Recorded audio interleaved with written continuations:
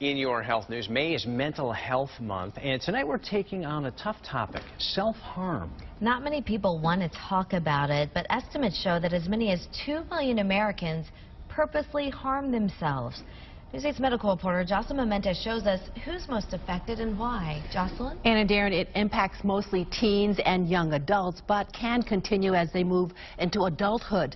They harm themselves not to intentionally kill themselves. They do it to relieve emotional pain by feeling physical pain. 19-year-old Keri was depressed and anxious. I was just stressed out and I didn't know how to cope with anything, and I felt very isolated. So she started to do self-harm. I was cutting, and then even before I did that, I was substance abuse. So Licensed clinical social worker Tracey Masella at Silver Hill Hospital in New Canaan. The most common form of self-harm is cutting, using a razor, a pencil sharpener, some sharp object. Most common among adolescents and young people like Keri, with little or no coping skills. They're using it to get relief from intense emotional pain. it would numb my feelings, so it was just something that I thought I deserved it. The key is to release the emotional pain. You've got a lot of options on the table. Physical options like ice cubes. We use the ice cubes or ice packs to lower our emotional temperature. It definitely is a good distraction, and it's just making me think of how cold my hands are.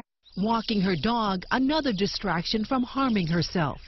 So I'll go out and take him to the park, and it's just me and him, leave my phone in the car, and just be present there and just be in nature, and that makes me feel so much more connected.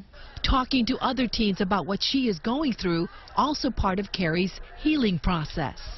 When I was first getting better, it was helpful to hear other people my age talking about it and being more open about it, because there's such a stigma against it.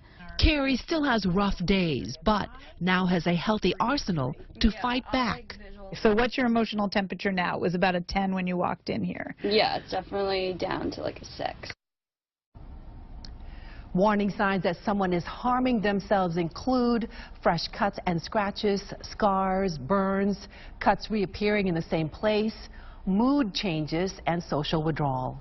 The key here is getting the help they need as soon as possible. Tracey Masella says it then comes down to building that trust that the options will be effective. Darren?